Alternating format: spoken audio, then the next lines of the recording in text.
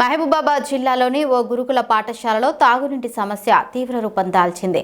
నెల రోజులుగా నీటి కొరతతో తీవ్ర ఇబ్బందులు పడుతున్నామని విద్యార్థినులు ఆవేదన వ్యక్తం చేస్తూ పాఠశాల ఆవరణలోనే నిరసనకు దిగారు. నీటి పంపును వెంటనే మరమ్మతు చేయాలని పలుమార్లు పాఠశాల యాజమాన్యాన్ని కోరినా ఎలాంటి చర్యలు తీసుకోలేదని ఆరోపించారు. అంతేకాకుండా పంపు మరమ్మతుల కోసం తమ నుంచే డబ్బులు అడుగుతున్నారని కూడా వాపోయారు.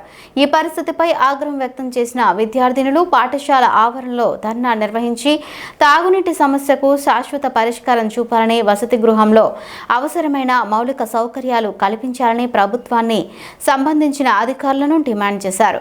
ఈ ఘటన స్థానికంగా చర్చనీయాంశంగా మారగా విద్యార్థినుల సమస్యలపై అధికారులు ఎలా స్పందిస్తారన్నది ఆసక్తికరంగా మారింది.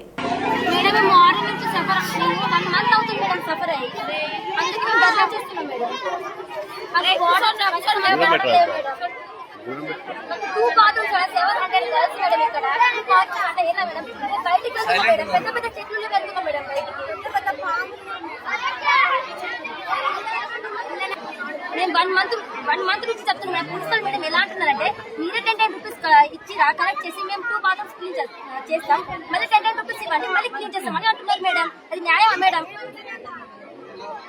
చెప్పండి మేడం. పెద్దలు చేస్తారు 2 months అవుతుంది మేడం చెప్పి. మేము 1 month అయింది మేడం. ఇలా ఫస్ట్ మేడం కాలేజ్ వాళ్ళు 1 month అవుతుంది కదా మేడం. కాలేజ్ వాళ్ళు స్కూల్ వాళ్ళు అందరూ వచ్చారు madam.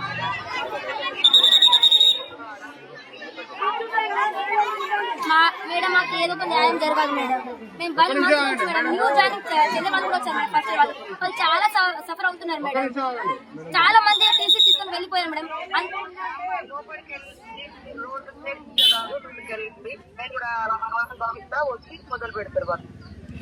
Okay ma'am, thank you ma'am.